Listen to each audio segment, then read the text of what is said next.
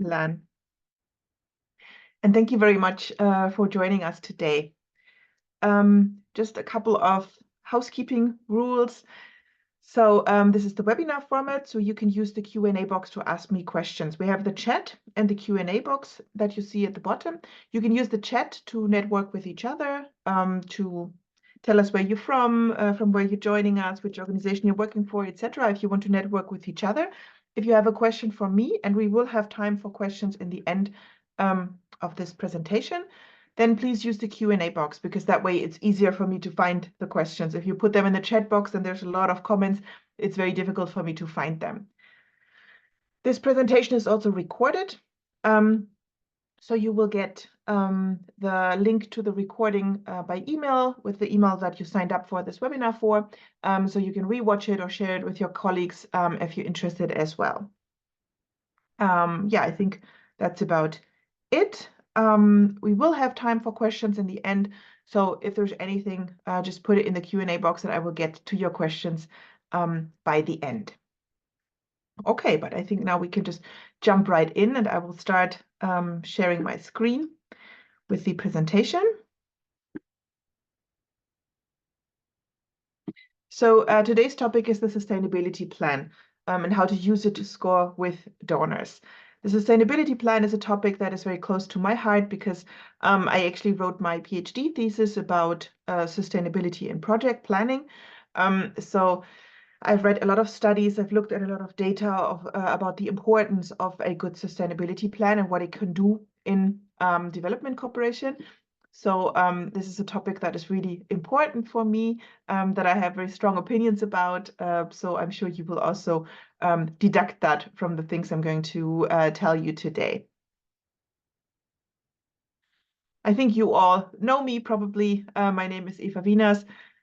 I am a trainer at Philanthropia. I do most of our webinars, throughout the months. We do these webinars on a bi-weekly basis, or sometimes every 3 weeks, depending a bit on our schedule and on the vacation schedule in the countries that we work in. Philanthropia is a consulting company and a training company, and we work in the field of fundraising and communication. So we offer a wide range of online courses, training formats, etc. So if anything here is interesting for you, if you're interested in learning more, please get in touch and let us know, and we'll be very happy to work with you.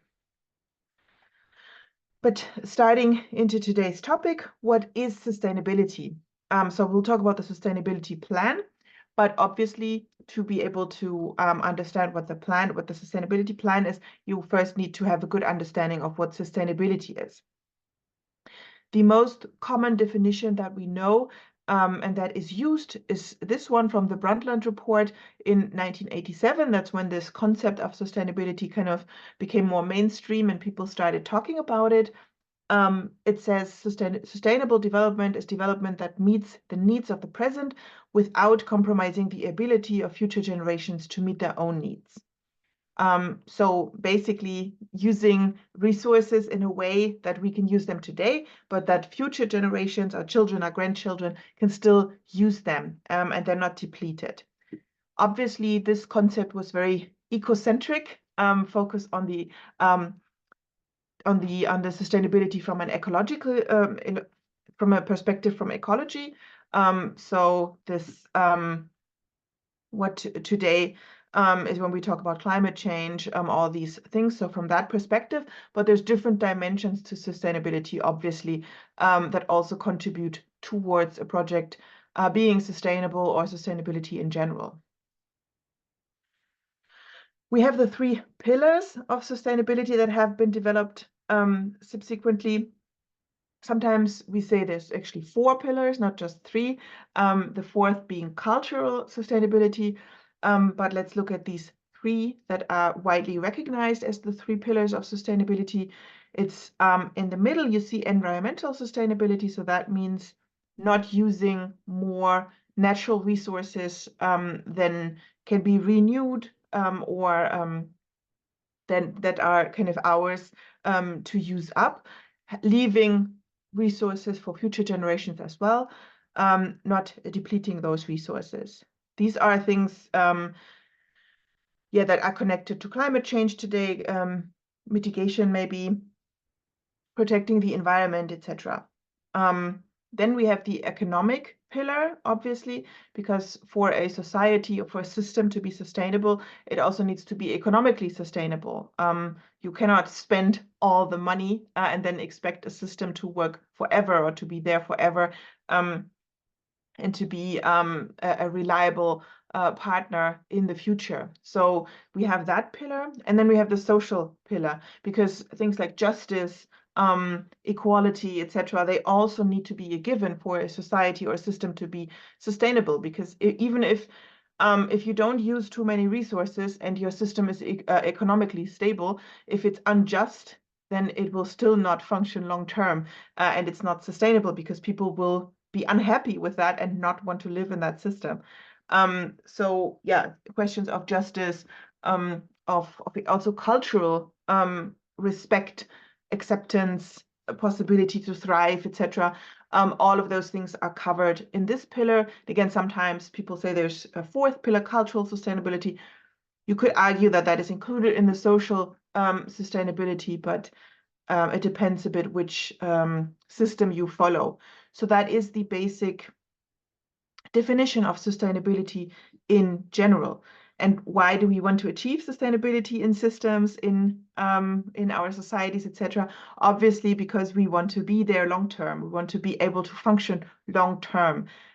We want to leave something to our children, to our grandchildren, to their children, that is still a system that people can live in comfortably and happily. So that is why we are interested in achieving sustainability at like a society level.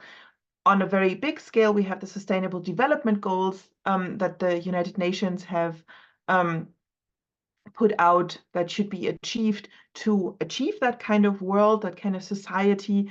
Those are very broad goals, very high-end goals that are probably not achievable by 2030, which was the initial goal, but they also describe all these elements of sustainability that need to be achieved to have a sustainable society, a sustainable world. So now what is project sustainability? Because that is what we are talking about today, project sustainability. That describes the ability not of the entire society or of an entire system, but of a specific project to function long term, to sustain itself.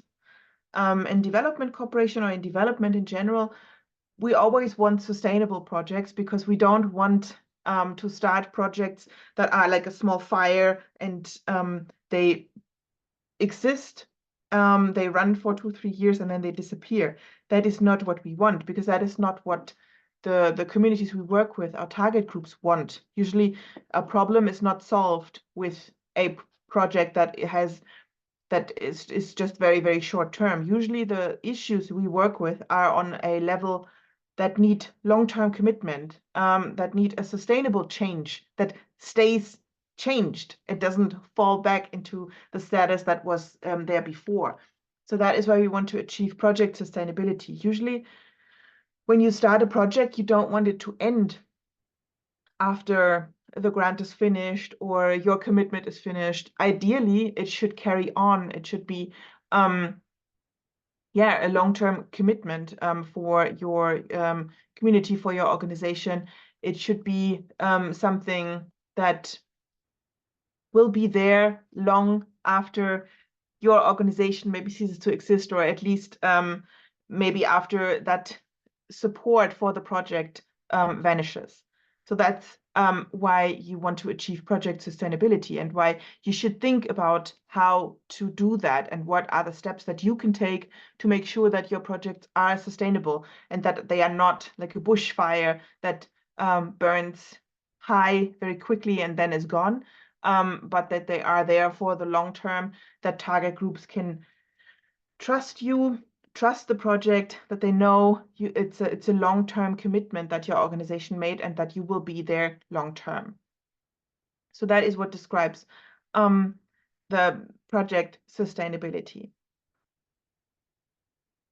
So I really like this quote describing this.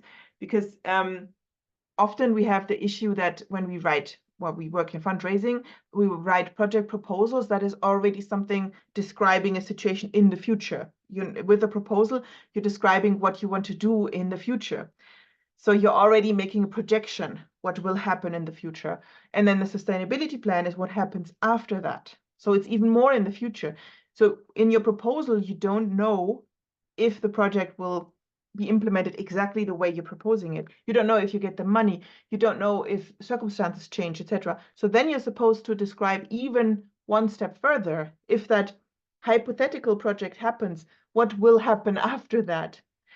But the idea that this quote entails, I really like that, to say if your proposal is the story that you're telling, then the plan is the sequel of the story. So the next book, like the proposal is Harry Potter 1, and the sustainability plan is the second part of the Harry Potter series, the second school year that they described. I think the things that you can take away from this is that you don't need to know everything in 100% clear terms when you write your sustainability plan, but you kind of need to set up the story in the sequel in your story. So oftentimes the sustainability plan will have to be based on things that you have to set up in your proposal, in your project. You cannot write a sustainability plan that is not based on your project plan, on your actual proposal at all, because that way it will not work.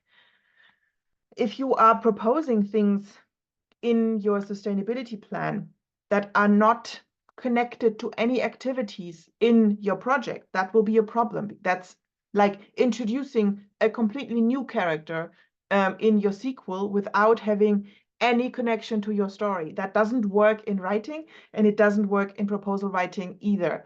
So later we will see a little bit more clearly what I mean by that, but you need everything that you have in your sustainability plan needs to have a connection to your project, because otherwise it will not be implemented. So for example, we'll talk later about opportunities or possibilities on how to ensure, for example, financial sustainability, and one could be to form a social enterprise that actually generates some kind of income, some kind of revenue for your project.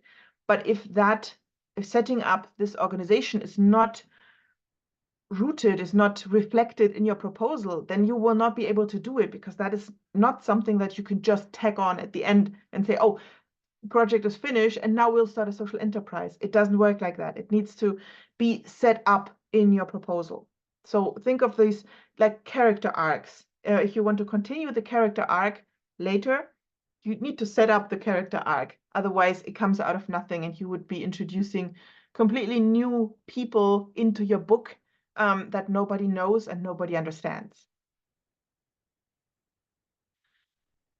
I think what is important is to understand that project sustainability is not necessarily the same as environmental sustainability. That are two concepts that often get confused or mixed up, because usually when in a project proposal, when you are asked for your sustainability plan, usually in my experience, what donors mean is your project sustainability, not your environmental sustainability. Environmental is important, and you do have to reflect that. Often it's the focus of your work if you're applying for an environmental project, or it's a cross-cutting issue that has to be reflected as well. But oftentimes, especially when it's one of the last things that donors ask for in the form, they say, what's your sustainability plan? How will you ensure project sustainability? If it's that clear, obviously, they're talking about project sustainability. So we also review proposals. So I see quite a lot of proposals. And what I often see is when people are asked for project sustainability, at the end, they describe their environmental sustainability. Again, it is important. If you do things to support environmental sustainability, mention them. Make sure that the donor sees that, because it will give you points.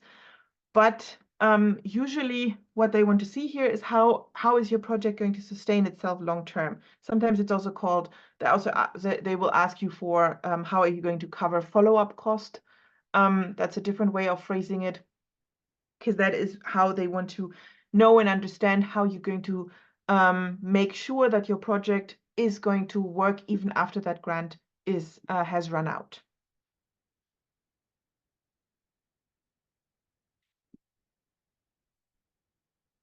So why is the sustainability plan so important for donors?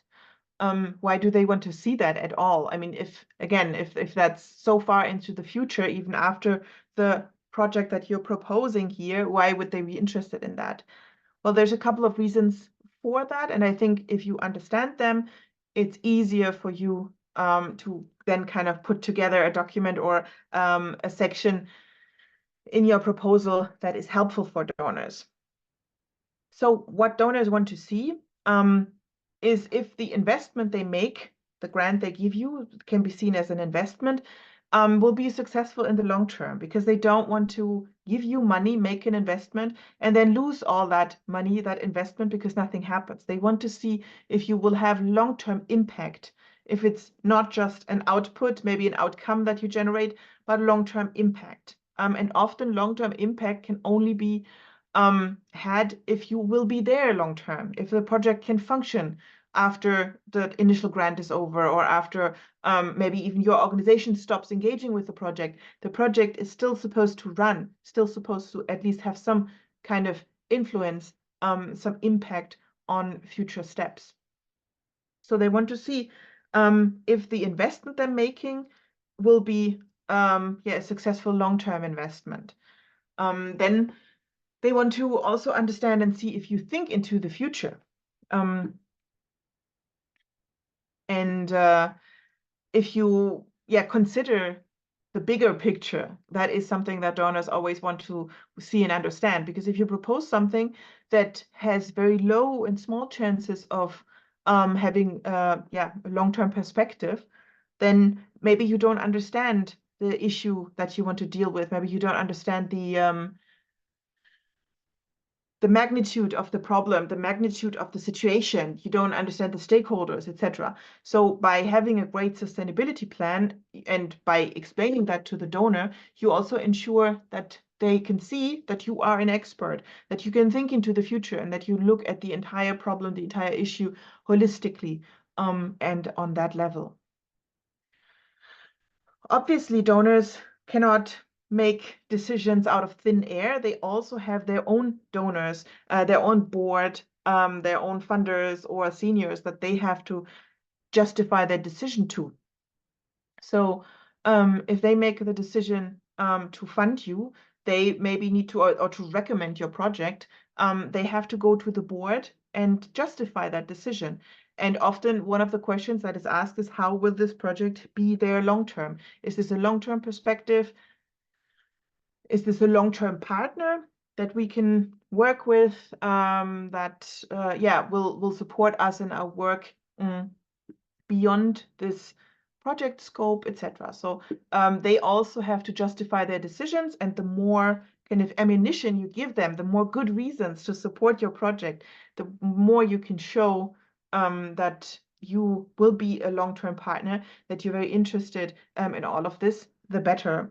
And the more chances you have to then actually be chosen by the board if you're recommended by a grant manager or whatever the structure is.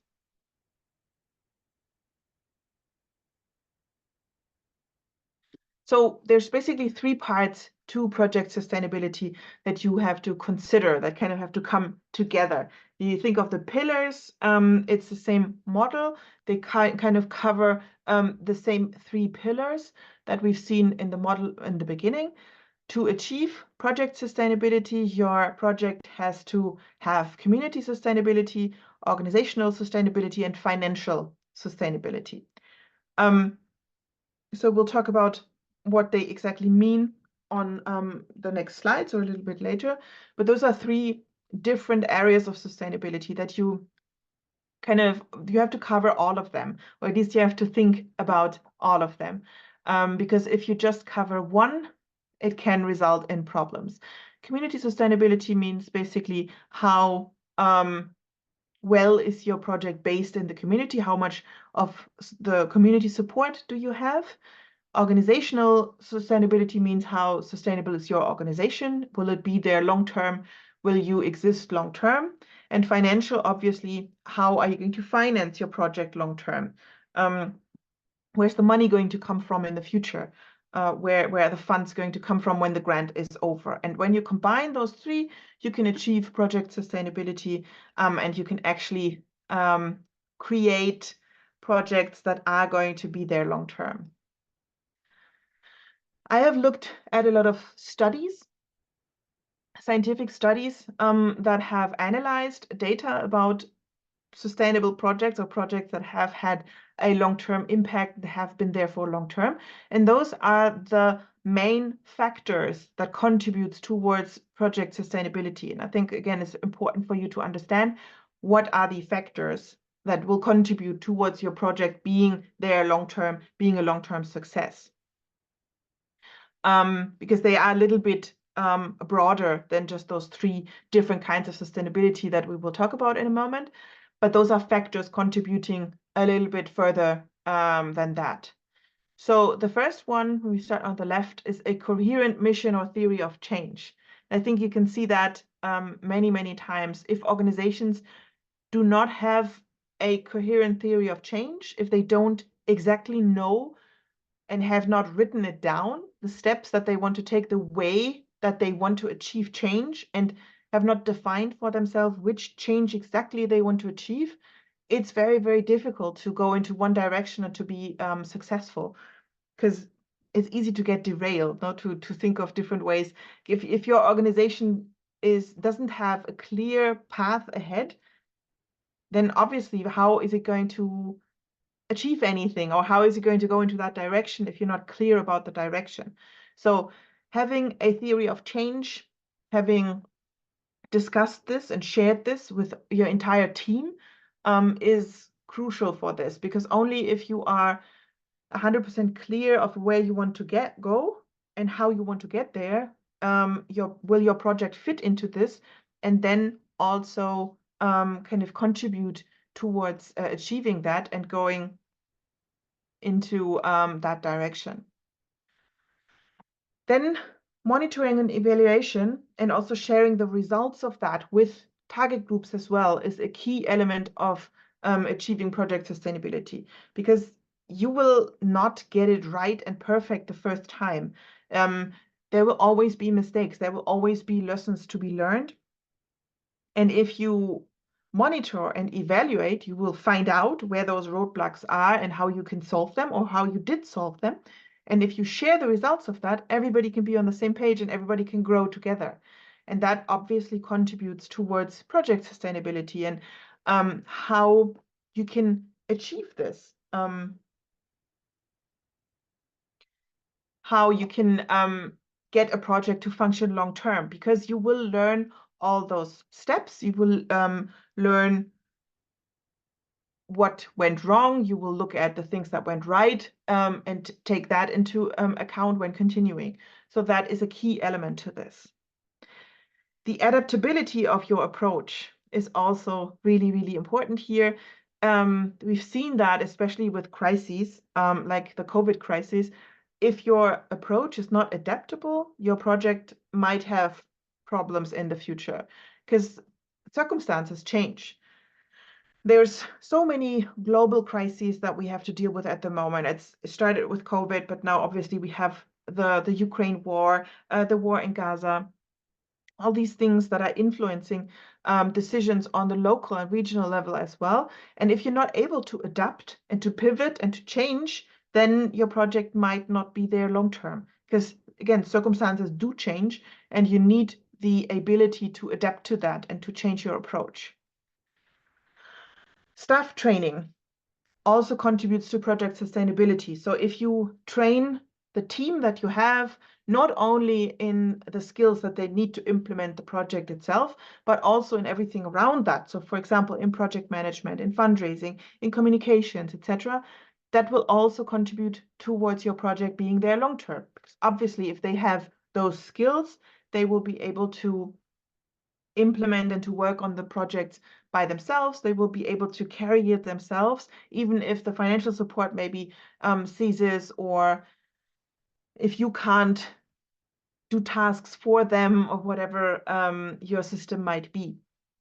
So training staff not only on the specifics that they need to implement the project itself, but also on some management skills will really help to make sure that your team can carry the project long term.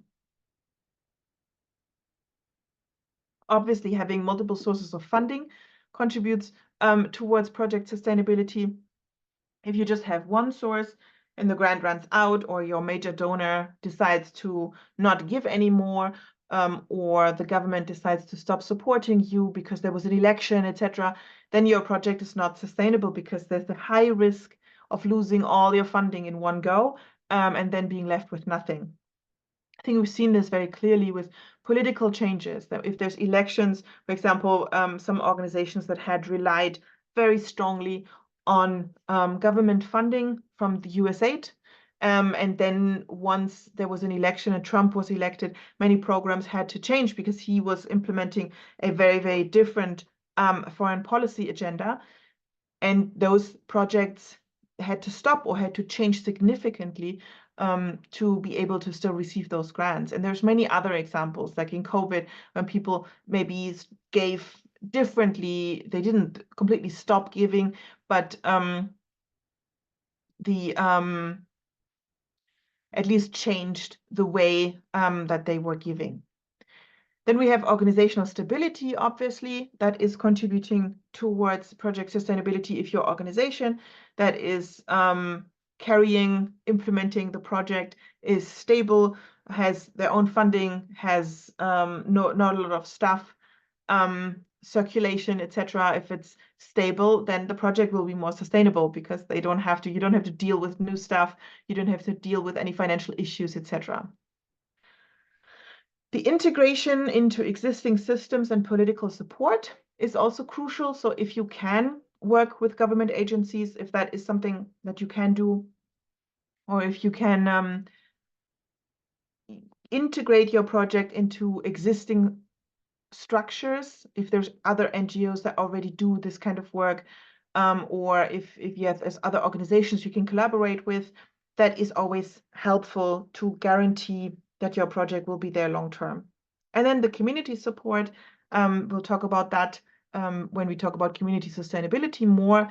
That is really important. And I think that is one of the main shortcomings of many, at least older development projects, often where experts from outside have determined what is important and what needs to be done.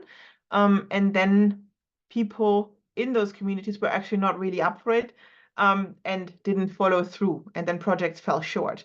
So this kind of top-down approach has been used a lot in development. I think is still used a lot. Shouldn't be, but it is, I think, in reality.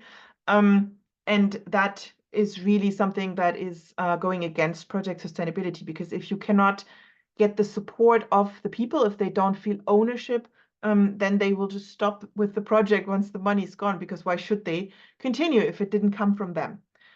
So that is a big contributor as well. So those are the main factors contributing to project sustainability, and then also to project success, obviously, because only a sustainable project is a successful project if it will be there long term, and if it's a long term kind of force to be reckoned with in the communities you work in.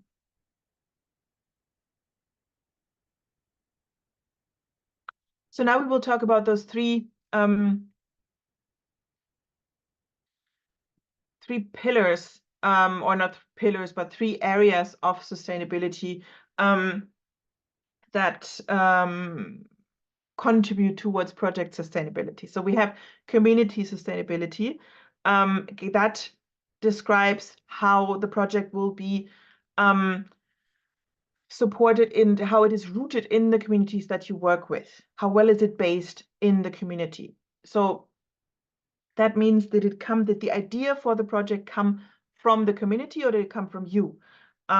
Did people in the community approach you and say, okay, this is what we need? Did you make a proper needs assessment to understand what are needs within the communities you work with? Or did you think of this from outside and say, well, obviously they don't have enough irrigation, so they need water? Or did you ask them and they formulated this issue? This sometimes it sounds like a stupid distinction, but it's actually crucial, because if people do not feel ownership for a project or for services or for goods, then they will not take care of that. There's been a lot of studies about this, because there's been so many projects where people have abandoned goods and services, and people just didn't, like, the development professionals didn't understand why. So there has been a lot of study material.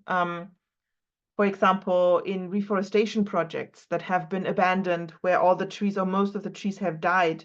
Later they went back and said, well, why did you not water these trees? Those are your trees. This is like your community forest. And then people said that, no, it's not ours. You planted them and you gave them to us, but you never, we don't feel like this is ours because we didn't ask for it and we didn't do it. You did it. And so they didn't feel ownership. So they didn't take care of the plants. Or many other things where people have techniques introduced to them that they don't like, that have come, where the need has come out of like an external needs assessment. In Nepal, I always had the issue that I was working with organizations that wanted to build houses, and so they wanted to build houses with built-in stoves so that the families could cook inside and there was no smoke, so there would be less respiratory diseases, etc. But none of those families had asked for that, because in their culture, they would cook inside on the open fire. That's how they cooked for centuries. That's how they wanted to cook. And then these organizations nevertheless introduced those stoves, and they were never used. Usually there was a stove in the corner, and then they would make the open fire next to the stove. And the organizations I worked with, they were so frustrated and got so angry because they felt like their material was disregarded and the project was not a success at all. But the source of that was because they never communicated with the people. It was nothing that came out of the community. That was not a need that people had formulated. It was something that they from the outside thought was necessary. So the community sustainability kind of describes this part. Obviously, it also describes how well you are working with existing structures. If there are power structures within the community that you have to work with, how are you doing that? How are you including yourself in those systems, etc.?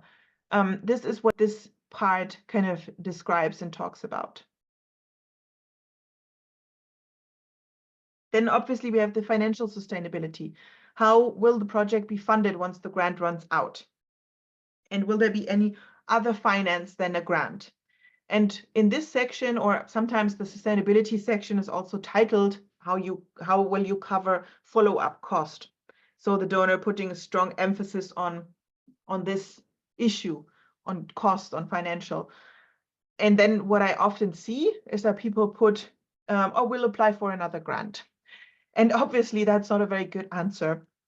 And it's not an answer that really instills a lot of trust in the donor, that you know what you're doing and that you exactly know what you want to achieve with this. So obviously it can be a solution and it can be a good way to get more money after the first grant runs out, to apply for another grant. And obviously in some circumstances, that's the way you have to go. But if you have to put that, I think I would try to do a little bit research to see if you can find a foundation, if you can find a funding partner who maybe does follow-up funding, because not all do, as you know, who funds this kind of work, etc. So you don't have to put, oh, we'll just apply for another grant, but at least you can say, oh, we've looked at a variety of donors, and we believe donor XYZ could be a good partner that we will talk to. Or you could say that you want to start campaigns to collect individual donations. that you will run a crowdfunding campaign, etc. There can be other ways of doing fundraising. It doesn't have to finance itself intrinsically immediately, but you have to explain yourself a bit. Don't just like throw it out, I will collect donations or we'll apply for another grant, but explain a little bit how, because that again, that shows that you know what you're talking about, that you have put thought into it, that you're not just looking for an excuse or looking for something to put into this section without really thinking it through. Another way to provide financial sustainability obviously can also be to form a social enterprise as part of your work that would then generate some money that can be used towards the project. But again, that is something that you cannot just tag onto the end. You cannot run a project for 3 years and then after 2 years and 11 months, you start a social enterprise and then it will work. No, that is something that has to be reflected throughout your proposal, because usually you would start it and then it needs to start running and you need to train people, you need to develop like a sales strategy or whatever you're doing with your social enterprise. So that needs to be reflected in your proposal. That is nothing that you can just add at the end. So really carefully think through what are things that you can do, what are things that you want to do that could be a good option to create money and to create income for your project.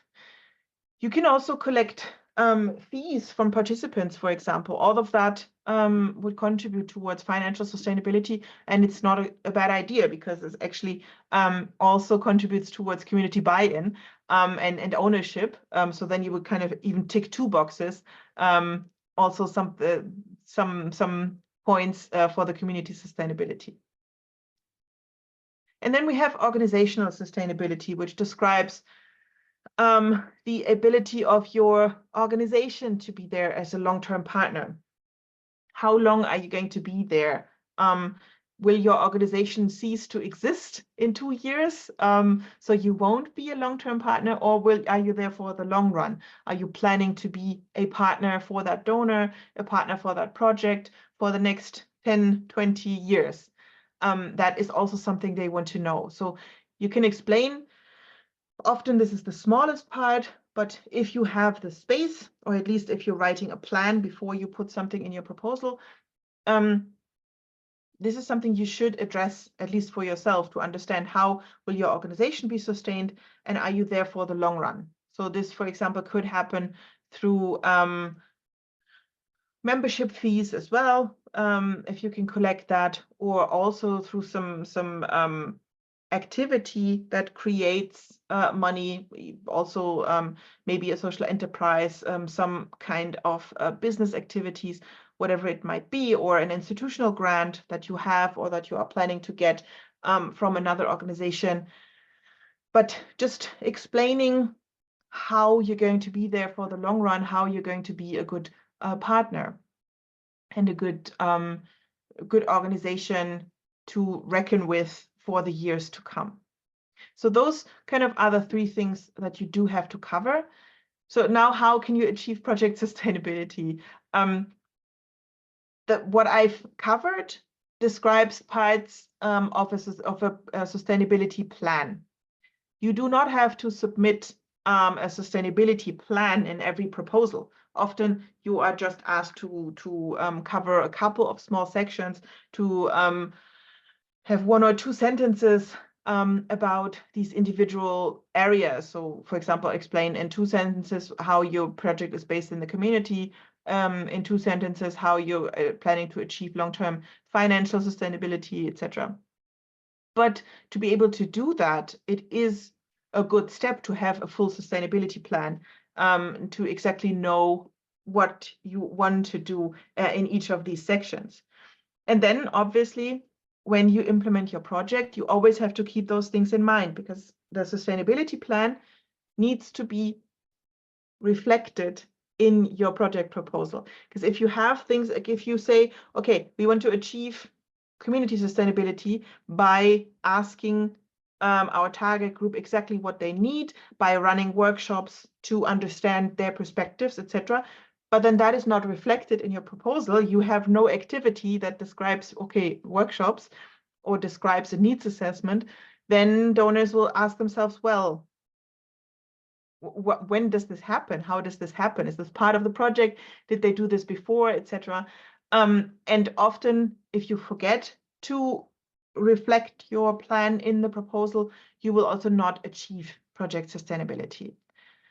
So trying to make sure that every single point is reflected in your work, and that you always think of these things as well, that this is not an afterthought for you, but this is something you reflect throughout your work, that you do want to achieve long-term success, that you're thinking about how to approach these things and sustain these things long-term, and that all of this is reflected in your work.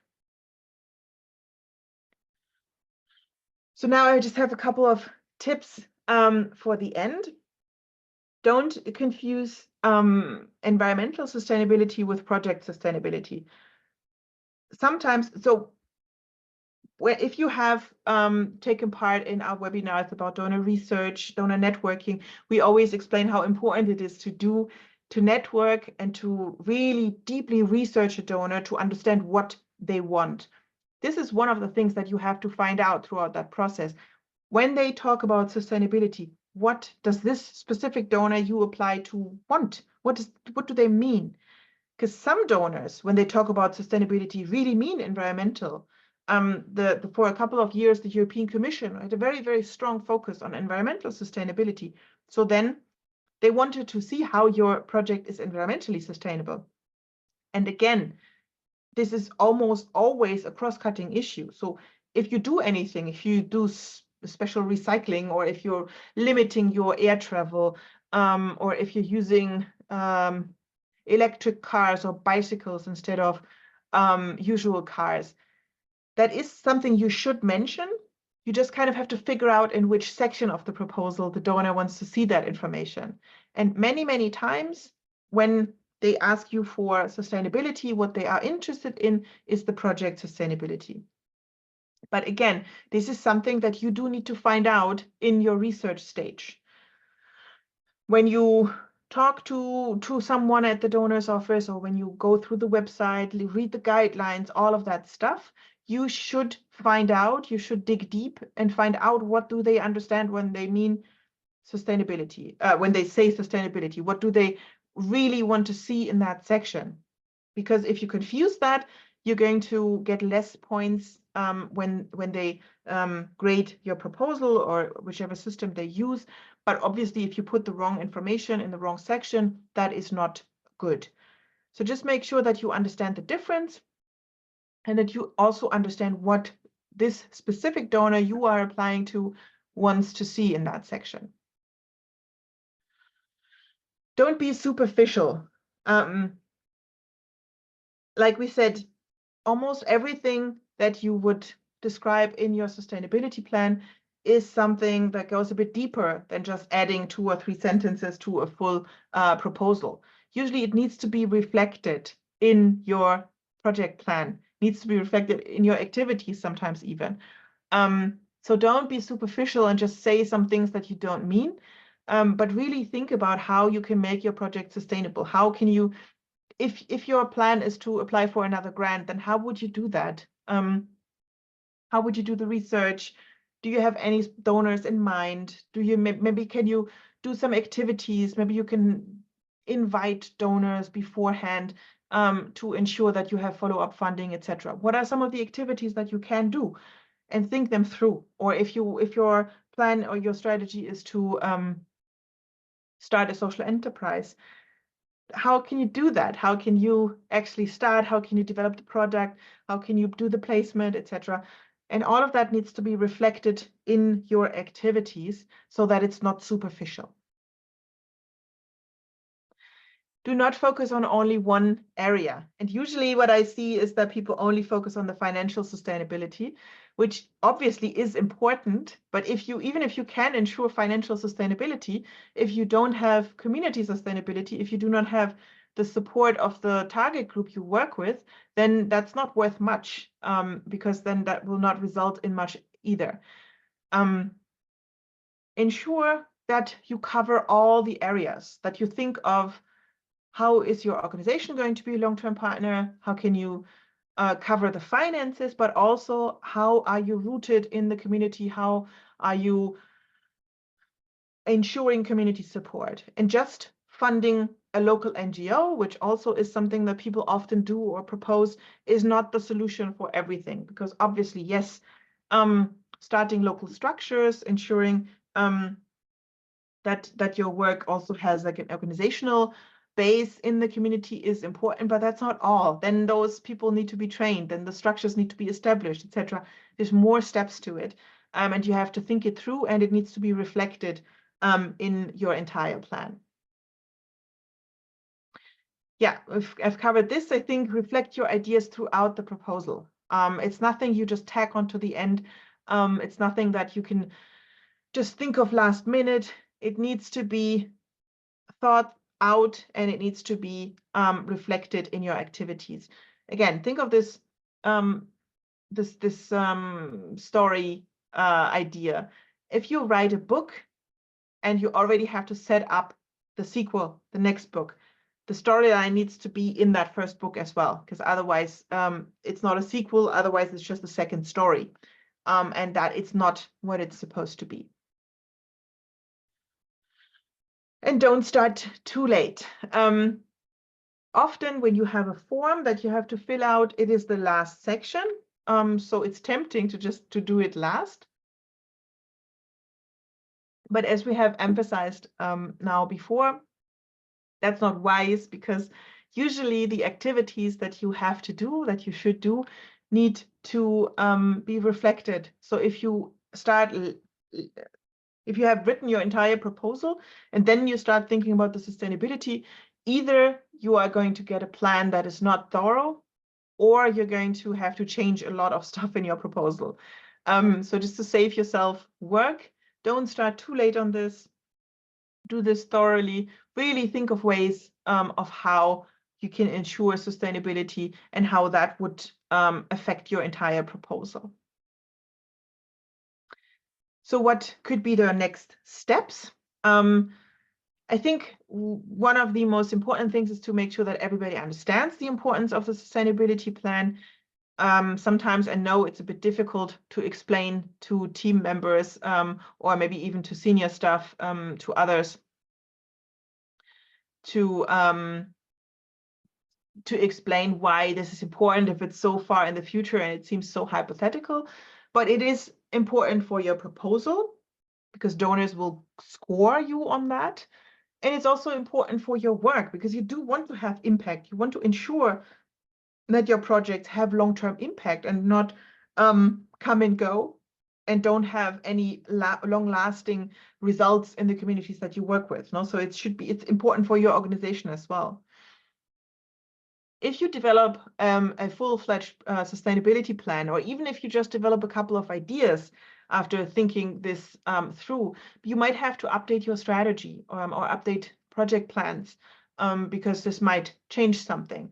Definitely updating your strategy. Maybe if you want to include different fundraising measures, if you want to include more donors, etc., you might have to adjust your strategy as well to ensure that you have resources and time to contact all those people, etc. Make sure your plan is reflected in your next proposal. Obviously, we've said that plenty of times.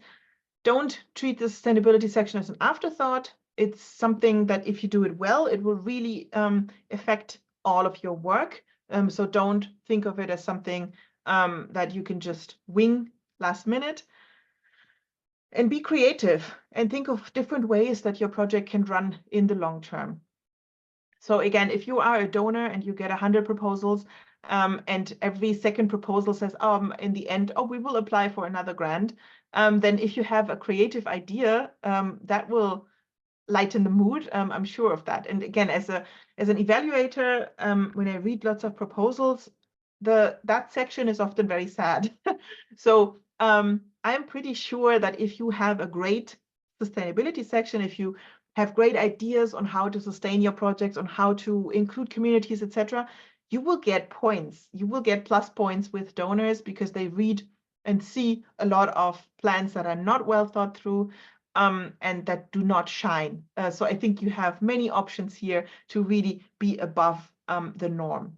So that's also a good potential for you to write a better proposal than your competitors.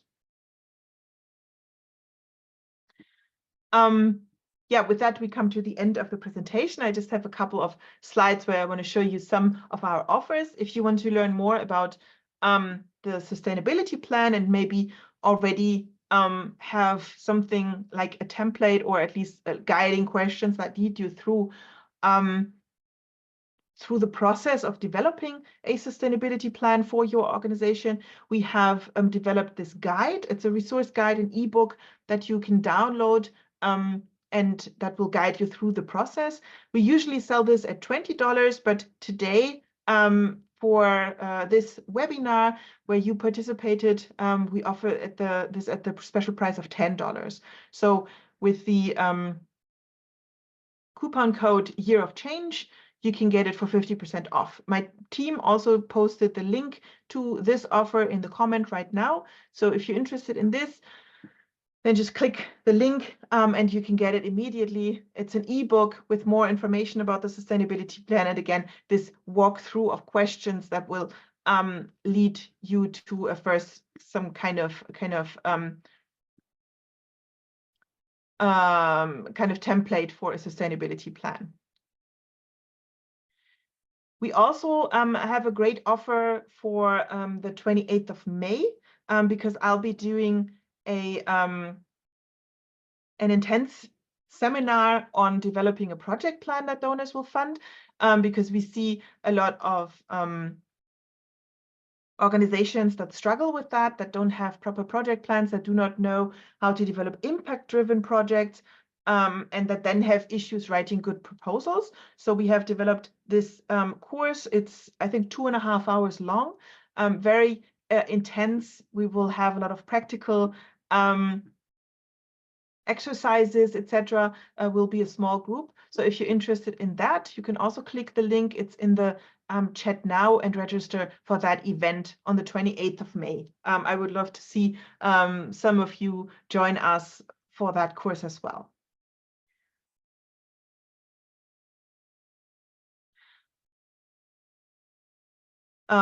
Yeah, this is the sign up page that you can click. No, I don't know what happened right now. Okay, I clicked the link instead of the PowerPoint and it led me somewhere else. Okay.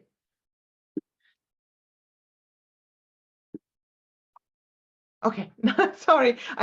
When I clicked, I went out of the PowerPoint presentation, so that confused me a bit.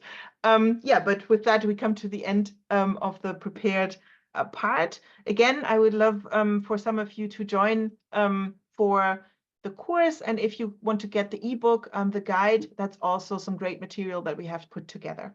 But now we still have 5 minutes time for some questions. So I will start looking at the chat box and we can go from there. I've seen that a couple of you were asking for videos of our other webinars. You can follow us on YouTube.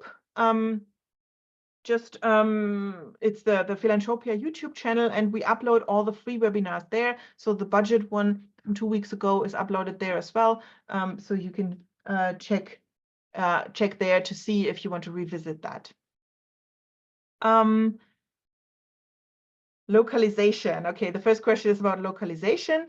That basically means that in the past, a lot of money has gone to big INGOs, and they have maybe worked with partners or maybe have not worked with partners, often have worked with international experts, etc., not really going to the ground, not really engaging grassroots NGOs, and that is something that is supposed to change.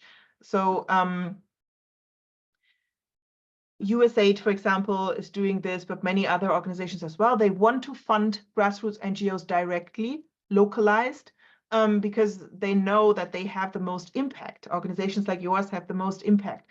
But in reality, I know that doesn't always happen. But that's a very interesting topic. So I will see if we can maybe develop that into one of our next webinars, because I think that is something that all of you would be interested in, I'm guessing.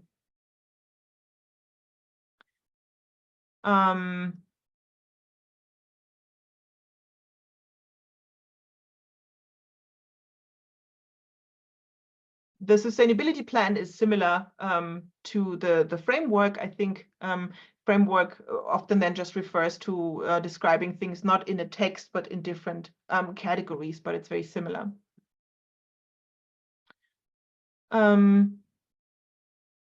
Yeah, then there's a comment, community sustainability is a challenge for NGOs because a number of projects are developed without consulting the participants. Yes, that's very true. And I think that's also a big problem with the donor community, that often they're not really addressing the issues that people in the communities have.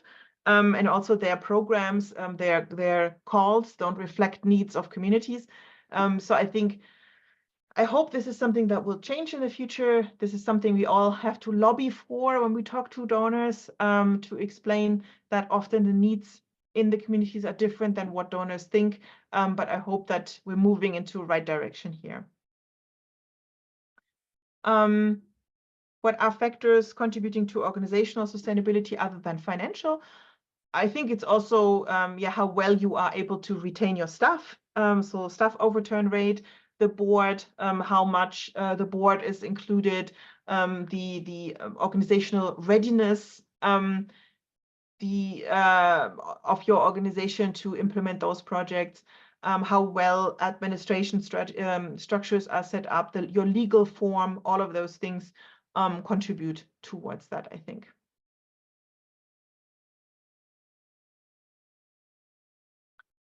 Yes, we will email a copy and the link through to the email that you have signed up with for this webinar. So you will receive a copy of this.